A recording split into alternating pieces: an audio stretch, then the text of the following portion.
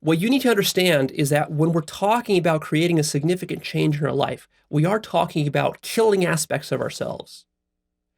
And we are talking about reconfiguring this vast, complex, nonlinear system that is your mind, that is holding your entire life together. And that's a tricky proposition because, oftentimes when you're making a significant change, it's not just a straight up improvement. It's not always just that you take this giant tangle of complicated survival habits that you've had your whole life, and then you just like slap on some positive, healthy stuff on top of it, and everything gets better. A lot of times what you have to do is you have to kind of like regress first. And certain parts of your life you have to break it apart. Maybe like you take your career and you look at your career and you think about how my career is so inauthentic. Like what I'm doing at work, maybe I'm even doing something that violates my greatest values. Maybe I'm violating integrity. Maybe I'm even doing something illegal with my work. And then you have to like look at that and you have to see that, oh, for me to move to the next level, like in my spiritual growth, to be more authentic with people in my life, with my children, with my wife and all of that, I would first have to resolve this deeper inauthenticity that's there in my career. But my career, of course, is tied to my ability to support my family, right? Because if I lose my career, how am I going to support them? Maybe then my wife will leave me and my children will then hate me for getting divorced with my wife. And, my whole life will fall apart. And so that's why you never really look deeply at your career. You never are able to make any significant change in your career because, of course, every part of your life is connected with every other part. And it's kind of like a house of cards that's holding itself up. And, if you start to question one little corner and you start to pull on the cards over here, the whole thing is going to collapse. And so your mind is scared of that. It knows that. And then especially when we're talking about doing the deepest spiritual work, if we're talking about self-inquiry, if we're talking about hardcore meditation, if we're talking about doing solo meditation retreats, the kind that I've demonstrated on my blog, if we're talking about deep psychedelic trips where you're questioning your entire life, this is like where you're questioning the very foundation of your house of cards.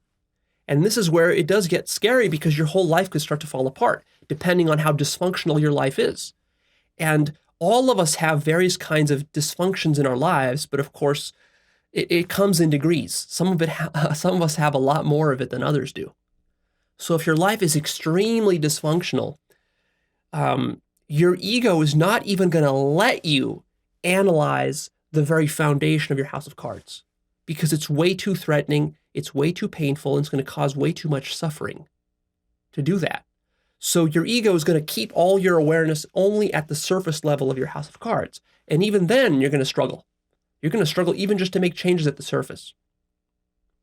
But, for you to get significant improvement in the quality of your life, that is directly proportional to how deep you can go and how much you can work on the foundation and how much you can tolerate working on the foundation.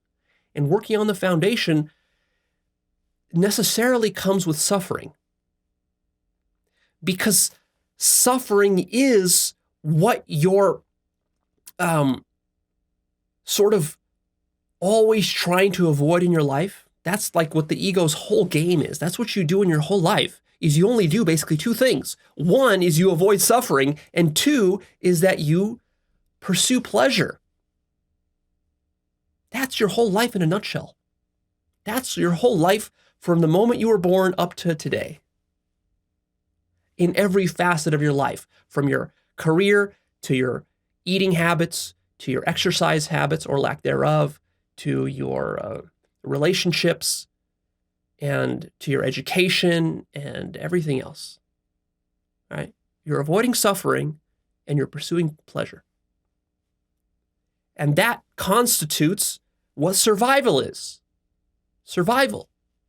You're always trying to survive.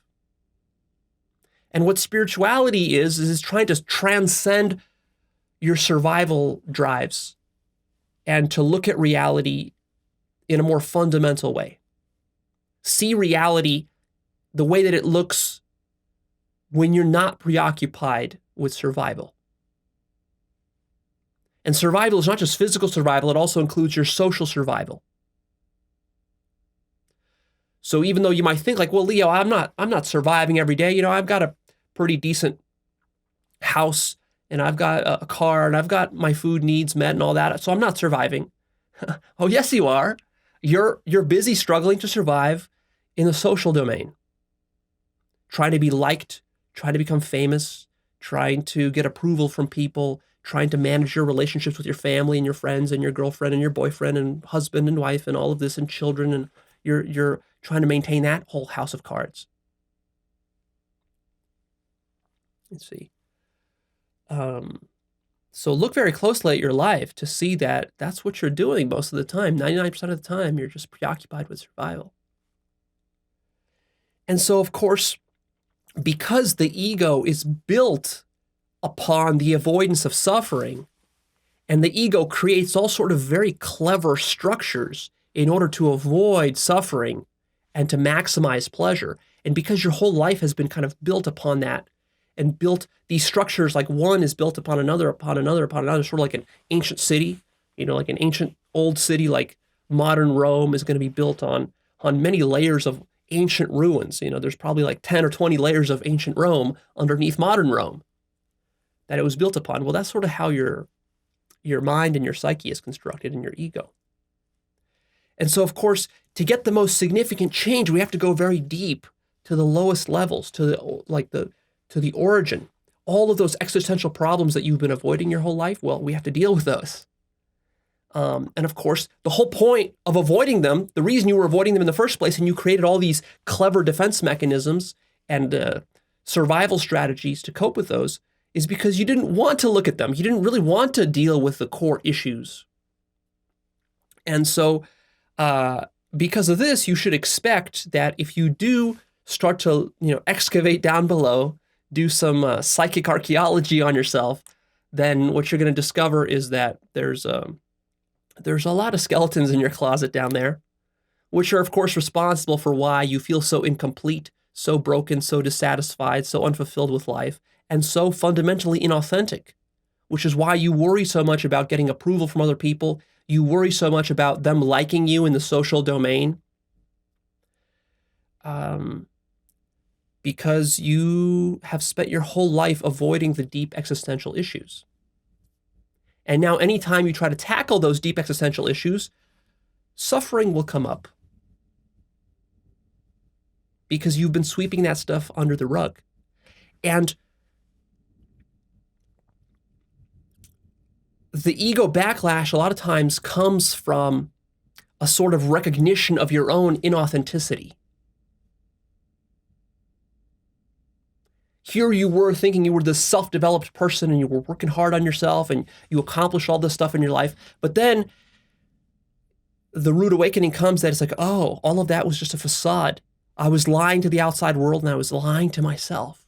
And there are these deeper truths that I didn't want to look at that now I'm looking at. And now, of course, it's agitating to me. And of course, now you have these emotions that come up: fear, anger, envy, jealousy, sadness is a very common one. You might feel a kind of a sense of loss, like you're losing something in your life. And that's right. You're losing a part of your ego. And if we're talking about going, to do self-inquiry towards ultimate enlightenment, then you're going to be losing yourself, not just a fragment of your ego, but the entire thing. And how do you cope with that? And that's what I've been sort of coping with this week, is I was doing some pretty deep self-inquiry, and, it's dawning on me more and more that there's no self there, and that, my entire personality and ego is just a house of cards. And so the more you look at that, it's one thing to just kind of know that intellectually. It's even another thing to see glimpses of it. Of course, I've had many very profound non-dual experiences and various mystical states and highs. But But then it's sort of another thing to actually start to like let those insights permeate your psyche and start to affect your everyday world. And now it starts to get real. Now you really feel it, because now, what does this mean for my career? What does this mean for my business? What does this mean for my money situation? What does this mean for my relationships? Will I ever, even be in a relationship again? What does it mean for my friendships? What does it mean for like my family? Do I even speak to my family anymore? Like, your mind starts to accost you with all these fears and doubts and concerns, and some of those are legitimate. Your life may need to fall apart before you're able to reconstruct it into something healthy. And that's what most people don't appreciate. Most people, what they try to do is they try to always build more and more and more on top of their life. They take this sort of additive approach, but they don't realize that, stuff does have to die off. If we're talking about significant change, you can't just keep adding more and more to your ego. Or, you can, but that's just not going to solve your problems, because there's deep foundational problems that are not going to be fixed just through the additive approach.